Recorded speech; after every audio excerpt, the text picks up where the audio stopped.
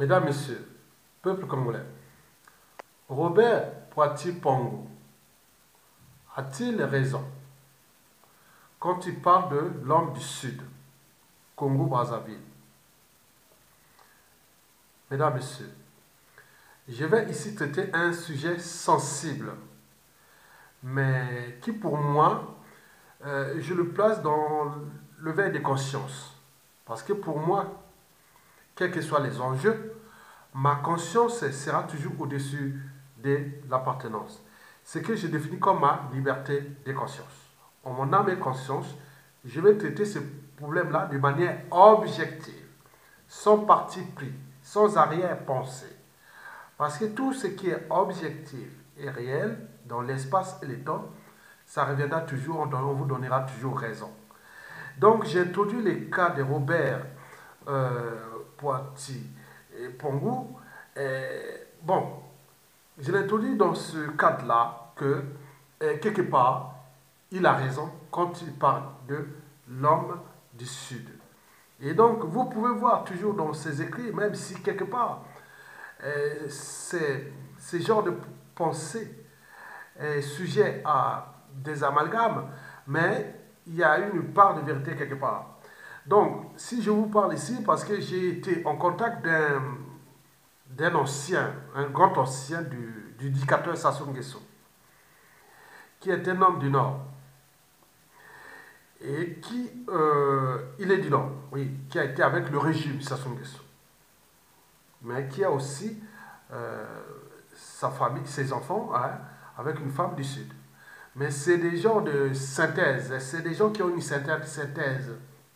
Il m'a dit ceci, Monsieur Ayatonga, euh, j'ai croisé toutes tes vidéos et ce que tu publies, et j'ai essayé un peu de voir il y a une part de similitude, ou oui, avec ce que Robert Poiti Pongou dit souvent,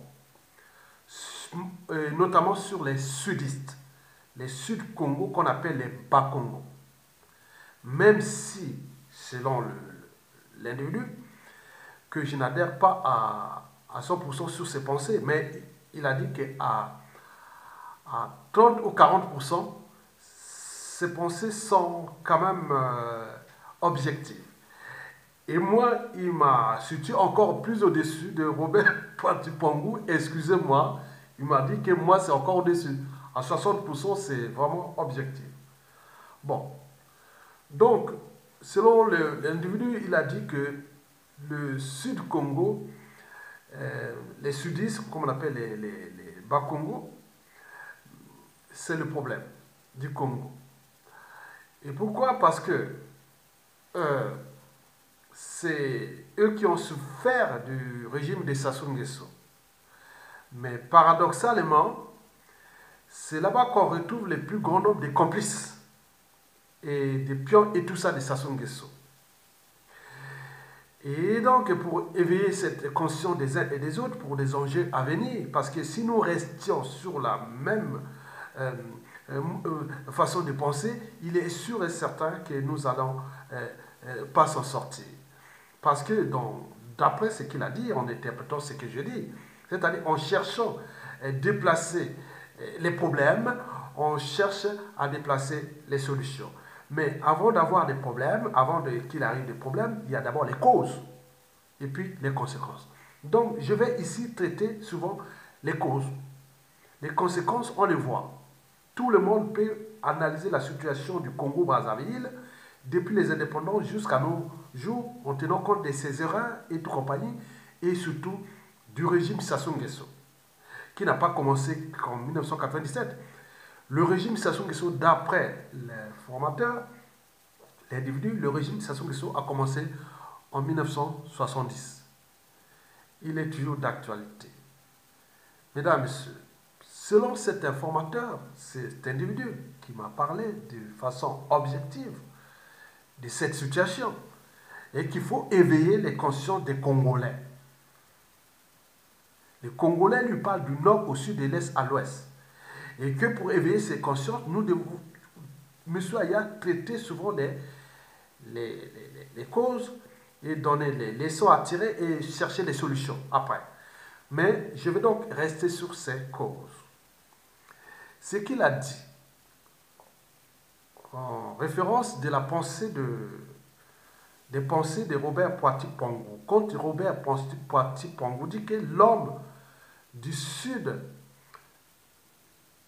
est toujours victime de l'homme du Nord ou que peut tout raconter autour de là. Donc je vais introduire les causes et qui m'a parlé que je dis même qu'il s'agit bien sûr d'une anthropologie sociale. Quand on parle d'anthropologie, on parle d'humain. Donc, nous avions par exemple, nous Bantous, nous sommes des Bantous d'Afrique centrale. Donc, nous avions des caractéristiques, des traits de caractère, nous avons des comportements, des habitudes, des mentalités qui ne sont pas parfois comparables à d'autres peuples d'Afrique noire ou même en face des Blancs ou des Asiatiques et autres. Donc, ce que je vais en finir après. Donc, ce qu'il a dit qu'il faut aller vite. Il a dit, parmi les soucis que nous avions avec nos compatriotes du Sud, c'est que eux, ces sudistes, sont c'est des naïfs heureux. Ils ont d'une naïveté sans borne. Ils sont d'une naïveté sans borne. Et surtout envers le régime Sassou Nguesso. Ça, il a remarqué ça. Civil, politique, intellectuel, militaire, tout d'une naïveté sans borne. Et même si, au sein d'eux-mêmes, il y a d'autres qui les ont trahis, hein? Beaucoup les ont trahis, mais ils reviennent toujours là par le fait que bon, ben, c'est la même tribu, c'est les mêmes choses comme ça, donc ils sont très très naïfs. Donc vous pouvez en citer beaucoup d'exemples autour de là, donc ce qu'il a cité pour ne pas citer les noms, pour ne pas que j'ai des procès. Donc il a cité plein de noms, et quand on voit comment les sudistes se comportent de manière naïve entre eux, alors que nous, au nord, c'est pas pareil. Le cas que nous avions eu, qui est seulement Marin Gwabi, mais en réalité, au dehors de lui, non. Donc, la naïveté sans borne des sudistes. Et vous pouvez en tirer cas d'exemple, des cas d'école, il y en a plein. Deuxièmement, il a parlé de la passivité, sans borne aussi. Et là, il a cité les cas des Kolela, des Tchati Mabiala, des membres de la diaspora qui souhaitent aller discuter avec le régime, tout ce qui ont trahi le Sud dans le pool, dans tout ça depuis 1997 et depuis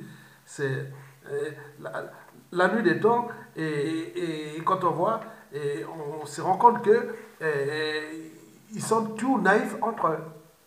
Par exemple, il y a des gens ici, comme on a vu, qui ont trahi, par exemple, le général Mokoko. Ils sont du Sud, mais les Nordistes sont complices. Hein. Ils ne vont pas se consommer. Hein. Mais eux, ils restent entre eux. On peut trahir le pool et se retrouver ensemble et faire comme ça, donc on ne comprend rien. Donc, partons de la naïveté, on passe à la passivité. Et vous pouvez dire, parce que là, je vais faire des vidéos plus vite, parce que je ne veux pas... On peut en citer l'exemple qu'il m'a cité que je ne veux pas donner pour ne pas avoir des procès.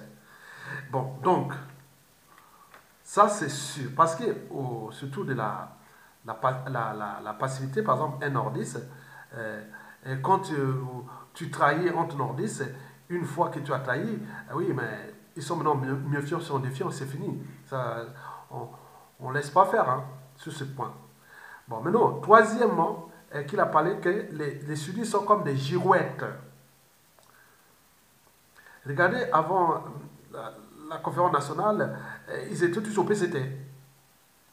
Et dès qu'il est arrivé la conférence nationale, puis le début du multipartisme, tous sont allés dans les partis sudistes. Hein, ils sont allés tous là-bas, vite fait. Ils ont quitté là. Le PCT était resté vide, alors que le PCT a été en grande partie créé et a fonctionné avec beaucoup de sudistes aussi. Ils sont partis comme ça. Ils sont allés chez Lissouba, ils sont allés Kikolela, ils sont allés par-ci par-là. Et quand ça n'a pas marché là-bas, en 97 coups d'État, et ils sont revenus là. Et d'autres ont continué à créer des partis qui sont entre eux, les sudistes qui s'échangent entre eux comme ça. Donc, ils parlent qu'ils n'ont pas surtout cette constance au niveau de ces choses-là que vous pouvez vous-même vérifier. On aura des exemples à nourrir ça. Et quatrièmement, donc j'ai parlé que la naïveté, la passivité, ils sont comme des girouettes, ils changent comme ça, alors qu'un homme du Nord, quand il dit que oui, je suis pour Sassou, il va jusqu'au bout. Quand il dit non, je ne suis plus pour Sassou, il va jusqu'au bout. Alors que le Sud, ça change comme des girouettes. C'est terrible.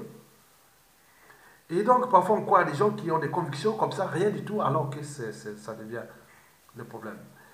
Et donc, vous avez, par exemple, pu voir, il a dit aussi l'exemple de Lissouba. Regardez tous les nordistes qui étaient venus chez Lissouba. Combien on l'a-t-il trahi, qui étaient vraiment des vrais. Ils sont toujours là. Ils n'ont jamais trahi. Ils sont restés en travaillant autre chose, mais regardez. Maintenant, quatrièmement, c'est les boucs émissaires.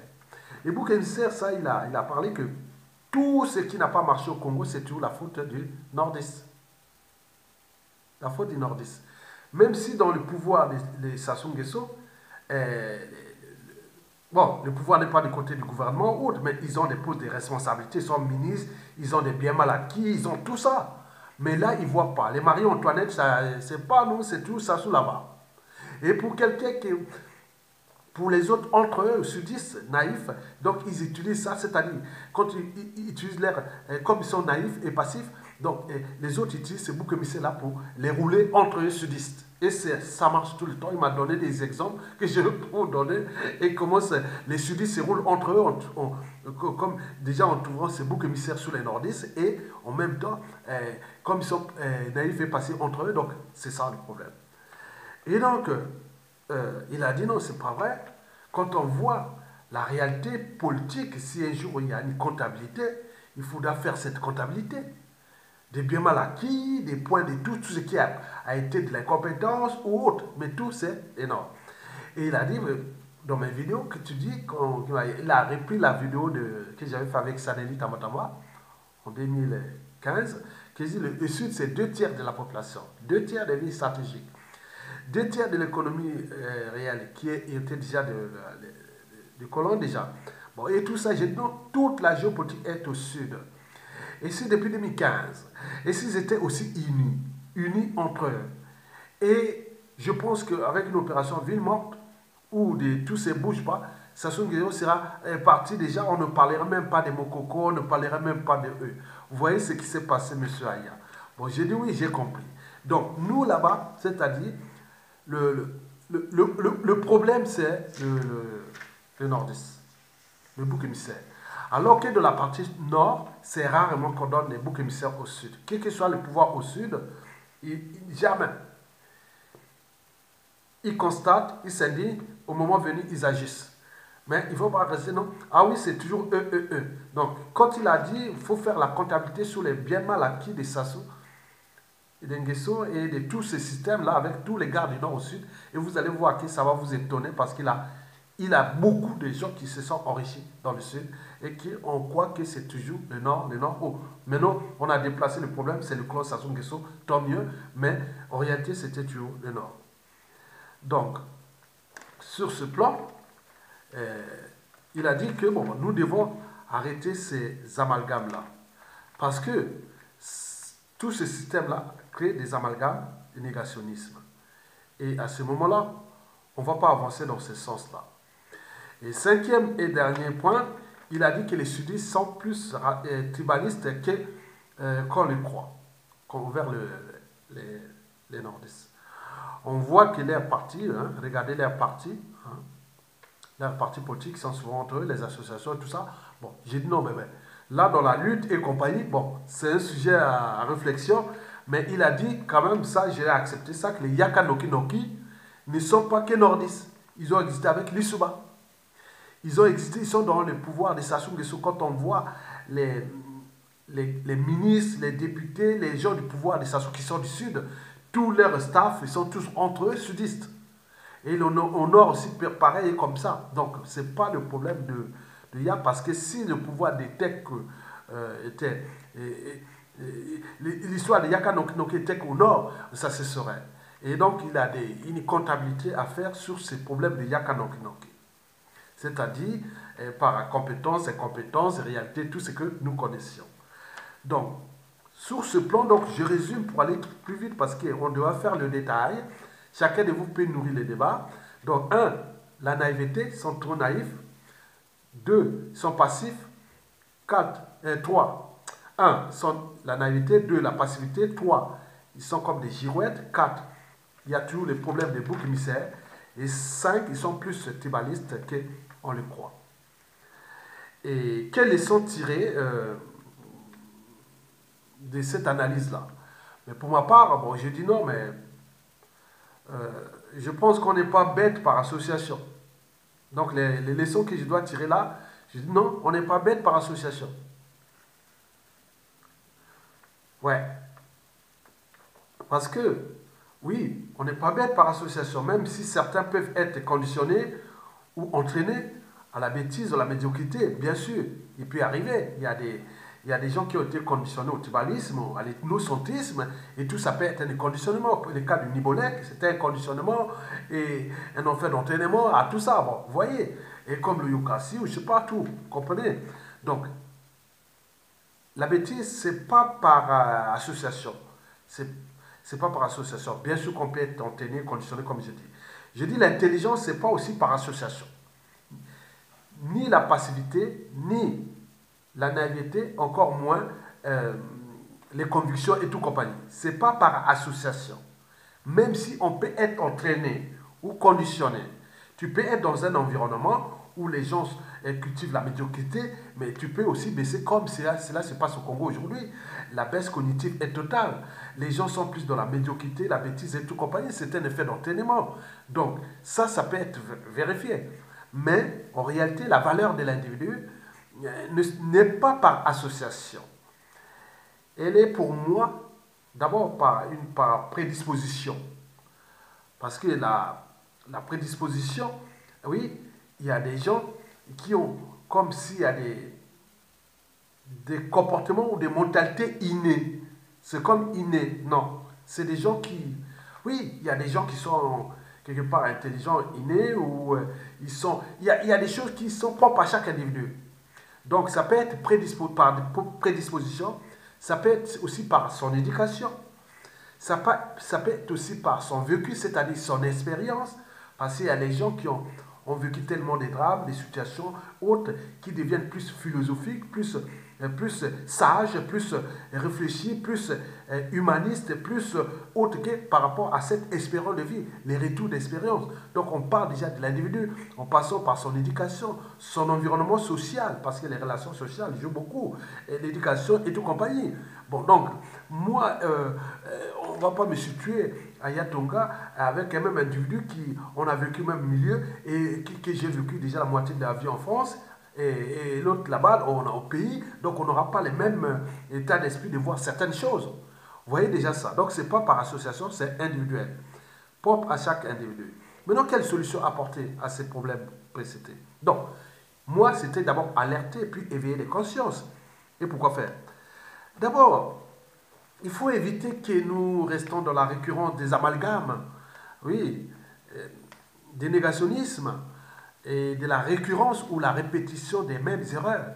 Oui, il y a des colporteurs des mêmes erreurs qui sont toujours là parce que Sassou Nguesso est passé depuis les années 60 à nos jours comme un poisson dans l'eau, comme la lettre à la pause. C'est la somme des erreurs là, de ces mécanismes de naïveté, de passivité, de bouc émissaire, de tribalisme et tout compagnie. C'est un terrain de jeu, celui qui comprend ces mécanismes une fois qu'il a un pouvoir. S'il est un stratège, il peut vraiment rester longtemps au pouvoir. Et voilà, dans ces cas-là. Donc, vous voyez déjà ce qui est dangereux. Donc, nous sommes là d'abord pour éveiller les consciences. Pour qu'ils ne se contentent pas d'obéir à ce que votre éducation parfois antisociale commande. Ça veut dire que tout ce que je vous ai dit n'est pas par association, c'est individuel. Donc nous devons apporter beaucoup de choses que C'est pas parce qu'il est au nord qu'il est bête, il est pas, et au sud, vous voyez déjà ça. Quand vous voyez la bêtise chez les Sassou Nguesso, ça touche du nord au sud. Regardez Marie-Antoinette qui fait la même connerie que Sassou Nguesso. Regardez Firmin Yesse Amakwa qui allait distribuer de l'argent aux populations en dansant. C'est un effet d'entraînement, de conditionnement. Regardez Marie-Antoinette fait pareil.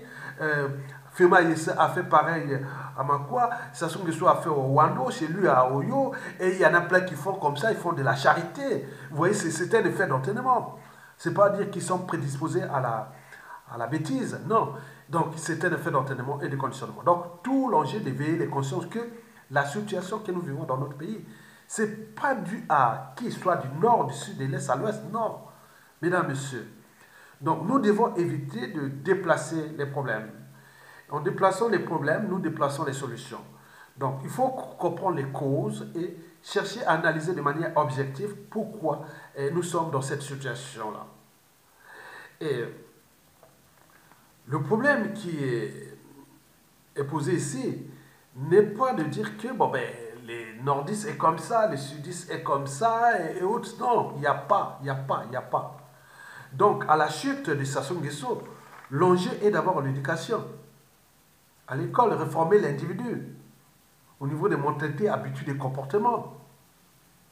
Oui. N'est pas seulement d'apporter déjà le savoir. Oui, il faut apporter les savoirs, la priorité, les savoir-faire, la formation et tout compagnie. Mais il faudra mettre le paquet sur les valeurs qui sont celles d'abord de la liberté. Qu'est-ce que c'est la liberté? Au niveau des programmes et pédagogiques scolaires, même dans la vie du Congolais et tout ça.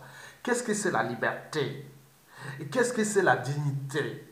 Qu'est-ce que c'est la vertu, l'intelligence, le savoir-faire, le goût du risque, le goût du travail, les convictions, oui, les valeurs de justice, de devoir, de mémoire. Parce qu'un peuple qui n'a pas de mémoire collective sera toujours dans la récurrence des mêmes erreurs, les amalgames et autres. L'histoire est faussée. Les gens cherchent à falsifier l'histoire. Et nous voyons ça tous les jours. Donc nous devons apporter ces éléments. Nous avions une chance aujourd'hui avec les médias et les réseaux sociaux.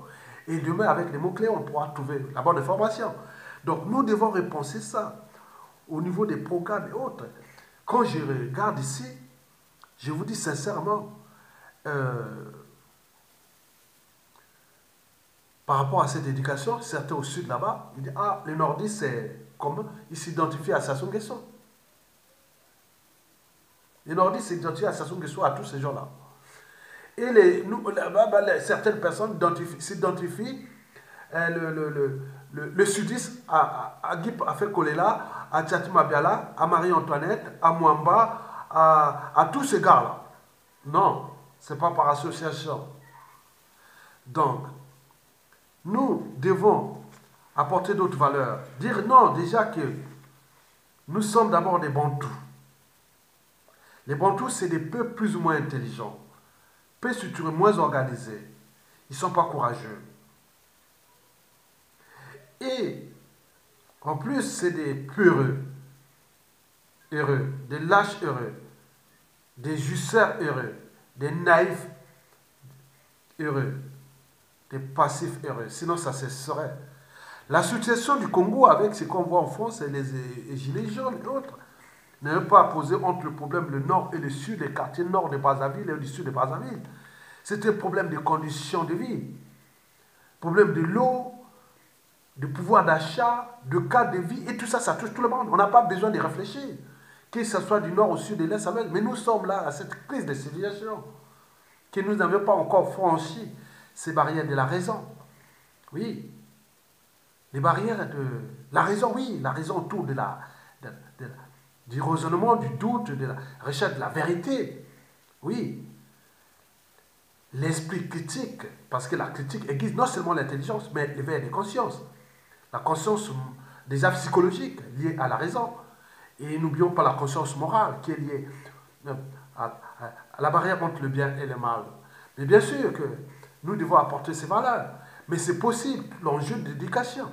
Donc nous sommes là dans le programme d'éducation. Quand j'ai dit Robert Poitiers-Pongou, qui dit, oui, les nordistes se sont toujours, ont toujours utilisé les sudistes. Non, non, c'est pas ça. Donc il faut zapper ça, c'est pas ça. C'est un problème de pouvoir. Le problème du Congo, c'est le problème de pouvoir. Ce n'est pas le problème de justice. Sinon, ça se serait depuis longtemps. Sinon, comment cela se fait-il que nous sommes dans cette situation et au niveau civil, politique et militaire, on ne peut pas prendre nos responsabilités. Et la chaîne des Tritis, elle est là. Regardez ce qui s'est passé depuis 2015 à nos jours. Et ce statu quo, cet immobilisme. Vous croyez que ça se passe ici en France, il serait là quelque part en Europe, en Occident, même au Corée du Sud, les jeunes sont restés dans la rue et depuis des mois pour se battre, pour faire partie une présidente de la République qui avait fait des magouilles seulement de 10 millions d'euros et qui a été emprisonné en 2018, qui va, pour 24 ans, il va passer le reste de sa vie là-bas, puisqu'il voit, oui, il va sortir aux environs de 2040.